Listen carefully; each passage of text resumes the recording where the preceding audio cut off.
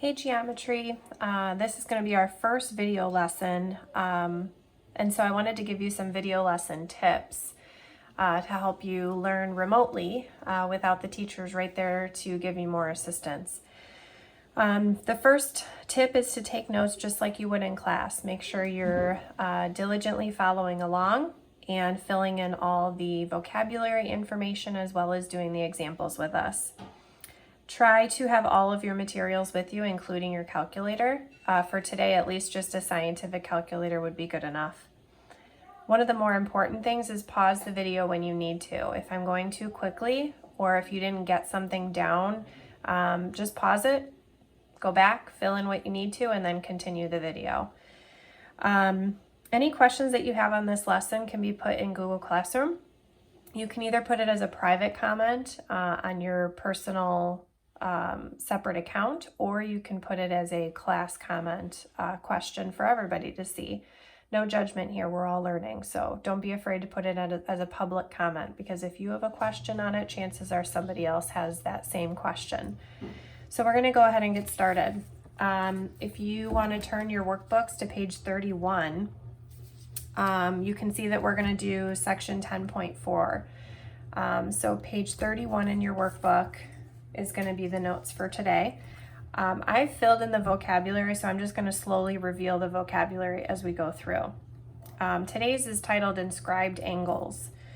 So the first thing that I want to reveal to you is what an inscribed angle is.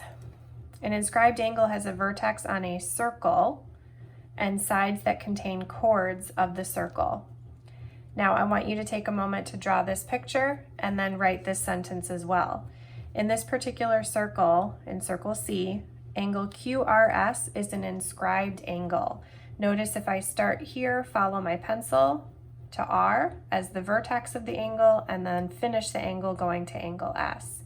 It's an inscribed angle because the vertex is on the side of the circle, and the sides of the angle are considered chords of the circle. Okay? All right, moving along. An intercepted arc has endpoints on the sides of an inscribed angle and lies in the interior of the inscribed angle, okay? So I wrote over here, using the same picture as I did up above, in circle C, minor arc QS is intercepted. I'm just gonna take my marker here and highlight the intercepted arc. Here's the inscribed angle, okay, and it intercepts this arc here. So that's considered the intercepted arc, okay? There are three cases for an inscribed angle. You could have one of the sides of the angle going through the center. You could have neither sides going through the center, okay? Where one is on one side and the other is on the other side. The center is inside the angle. Or you could have neither going through the center and the center of the circle is outside of the angle, okay? So we have three different cases there. All right, this is a theorem. It's the inscribed angle theorem. If an angle is inscribed in a circle, then the measure of the angle equals 1/2 the measure of its intercepted arc. Please make sure you write this down. It's almost like a formula. Measure of angle 1, using this picture over here, is half of the measure of the arc. The arc that I'm talking about is this minor arc here, arc AB, okay? That angle is half the size of the arc. So just for example, if I say that the arc is 100 degrees, let's say arc AB is 100 degrees, then I would know that the angle is 50. I just cut 100 directly in half, okay? So let's try using it. We've got some examples here. If I'm looking for measure of angle X in this picture here, I can see that measure of angle X has an arc that it intercepts, and it intercepts this 86 degrees here, okay? So angle X, I'm actually gonna extend the sides of angle X so you can see, okay? And it intercepts this arc right here. That arc is 86 degrees. So in order to find the angle, I have to cut 86 directly in half. So I'm going to do 86 divided by 2, and that gets me 43 degrees. Okay, now it works both ways, and I can go backwards as well. What I can do to find the measure of arc YX, as you guys might remember in class, the printer didn't print the arc marks on the workbook, so there should be an arc mark here. Find measure of arc YX. So I'm talking about this arc over here, YX, okay? This time we don't know the arc, but we do know the angle. If the angle is half of the arc, then I can take the angle and multiply it times 2, or in other words, double it to get the arc measure. So in this case, I would do 52 times 2, and that would get me 104 degrees for the arc.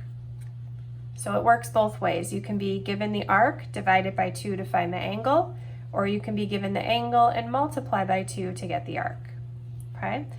Now I'm going to go ahead and very quickly do C and D, but I'd like you guys to maybe pause the video and try C and D without me, and then go ahead and press play and see if you got it right. So for measure of angle C, that's this angle here. I know that that's intercepting this arc 94, so I'm going to take 94 and divide it by 2, and that gets me 47 degrees. For measure of BC, that's this arc here, BC. I'm given the angle that it intersects, and so I'm going to double the angle, 48 degrees, and multiply it times 2 to get my 96 degrees. Okay, let's go ahead and turn the page.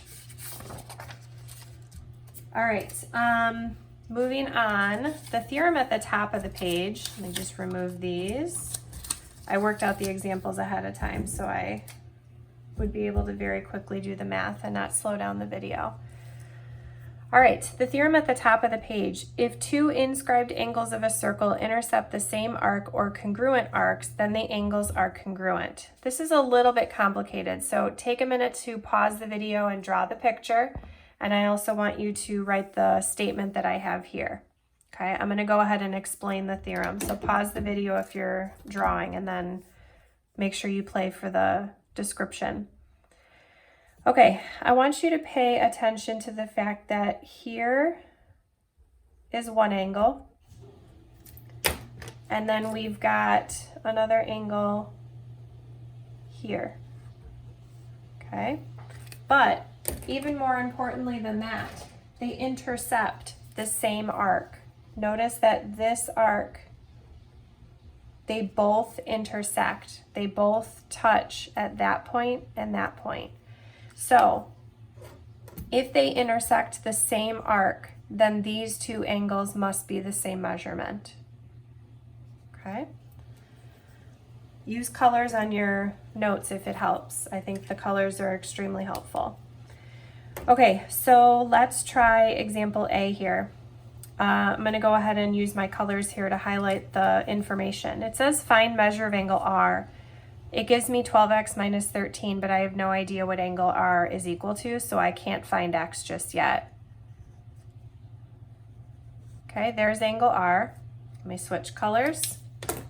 And then we've got angle S, which I know we're not looking for angle S, but we're going to need it to help us find it, okay? Notice that the angles both touch at points Q and T, and that means that they both intersect this arc here. Because they both intersect the same arc, I know that this angle is congruent to this angle. So that means these two algebra pieces are equal to each other. So I set them equal. 12x minus 13 equals 9x plus 2, and then I can solve for x, and then I can find angle R. So if I set these equal, I'm going to let you do the algebra on your own, but we get x equals 5, okay? Now they wanted me to find angle R, so I'm going to go back to the algebra piece. 12 times x minus 13, but x is 5.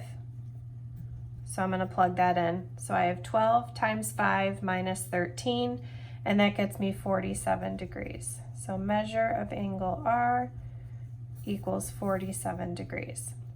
Again, make sure you're able to solve this algebra here. You want to get the x's on one side, the numbers on the other, and you should get x equals 5. If you don't, this would be maybe something good to comment on in the Google Classroom section, and I can solve that for you separately. But again, I'm trying to keep this video somewhat short. All right, this one's almost identical, so I'd like you to pause the video and try it and see if you can get the correct answer. All right, they want measure of angle I, so here is measure of angle I. That is 8x plus 9. Here's measure of angle J. That's 10x minus 1, but what I want you to notice is that they both intersect the same arc, which means this angle and this angle must be congruent. So I can set these two algebra pieces equal to each other once again. Okay, once again, solve these by putting variables on one side, numbers on the other side, and ironically enough, we get x equals 5 again. Now they're looking for measure of angle I, which is this piece here, so the 8x plus 9. So instead of x, I'm going to put in 5. So 8 times 5 plus 9, and I end up getting 49 degrees. So that's measure of angle I. Okay, moving on. The next theorem says an inscribed angle of a triangle intercepts a diameter or semicircle if and only if the angle is a right angle. Okay, so here is a picture. Go ahead and draw that picture in, making sure you get the right angle marking and making sure that this is a diameter. It goes through the center of the circle. Okay. If you have a triangle inside a circle and one of the sides is a diameter, that means that this must be a right angle. Okay, or if you're given that that's a right angle, then you know that this is a diameter. So they go hand in hand. If this is a right angle, you know that that's a diameter. If this is a diameter, then you know that that's a right angle. Okay, so moving forward, notice I have a triangle inside a circle here. It wants me to find measure of angle B, okay? I don't know what that angle is. It could be 30, it could be 32, who knows? We don't know what it is. But we're gonna use the previous theorem to help us figure it out. We can see that this is a diameter because it goes through the center of the circle, right? And it's a triangle. So based on the theorem up above, this must be a right angle, okay? Now, we should remember from semester 1 that the first, or all three angles added together should equal 180 degrees. So if I add them all together, I'm going to take x plus 4 plus the other one, 8x minus 4 plus the 90 degrees. That should equal 180. Now, a shortcut that I could have used is if I know that this is 90 degrees, then these two must also add up to 90 degrees because in a right triangle, they all add up to 180. So if you take that 90 degrees out of it, there's 90 degrees left. But if that confuses you, don't worry. Add all three up and set them equal to 180. Now I'm going to combine like terms. So I have x and 8x and I've got 9x. The positive 4 and the negative 4 cancel, leaving me with plus 90 equals 180. And then I'm going to leave you guys to solve it from here. You should be okay with that. If we finish solving, looking at my notes here, I get x equals 10 when I'm done. Okay, now that's not my final answer. It says to find the measure of angle B. So I'm going to go back to the 8x minus 4 and plug 10 in for that. So I have 8 times 10 minus 4. And that ends up being 76 degrees, which is measure of angle B. Okay. Now go ahead and pause the video and try part B on your own and then press play to see if you got it right. This one's almost identical than the previous question. Because this is a diameter, I know it goes through the center, that tells me that this must be a 90-degree angle.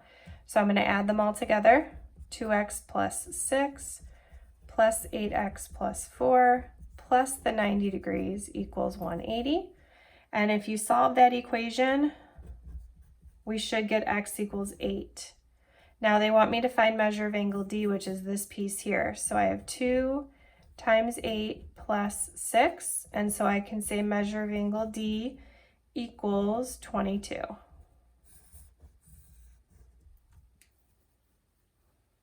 Again, if you're needing more help on the algebra work, please let me know. We can work on that separately outside of this video. Okay, let's go to the next page, and it happens to be the last page. We have one more theorem to look at and then 2 examples, and that's it.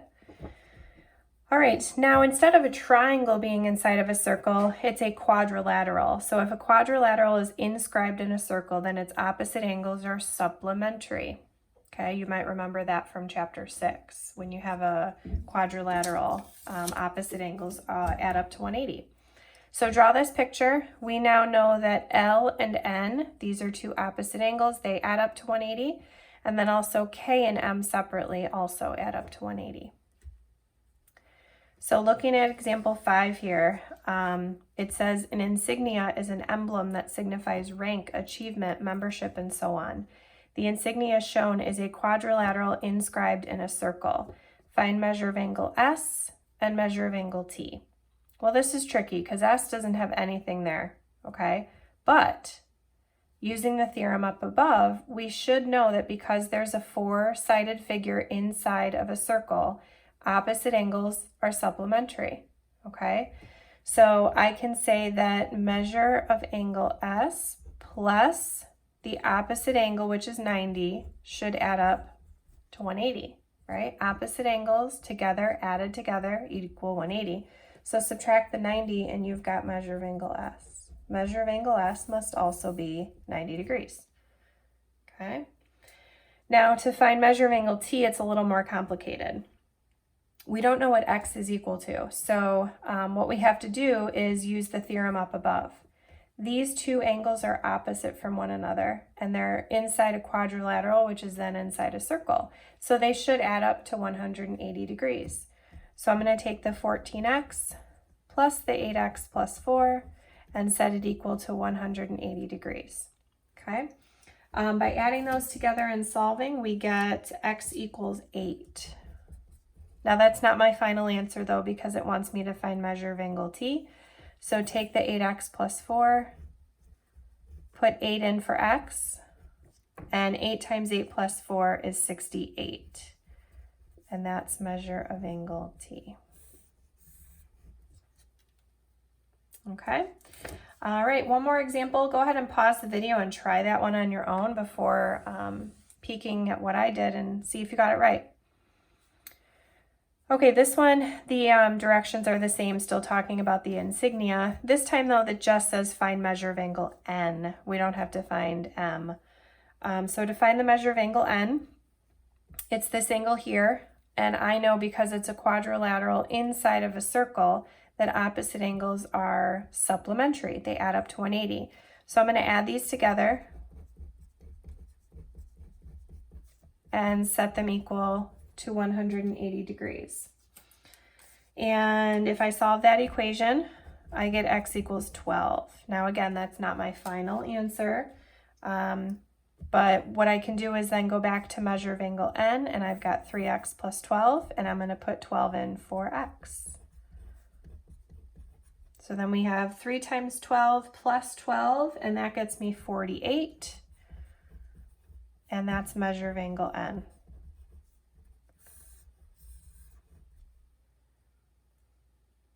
Okay, that's where we're going to stop here. I'm not going to take the time in the video to do the summary or the writing and math at the bottom of the page. Once again, if you have questions on this lesson, please feel free to put them in the comment section of Google Classroom, or you can email us. And then the next day will be to do the homework. So let us know if you have any questions, and thanks for watching. We'll see you guys next time.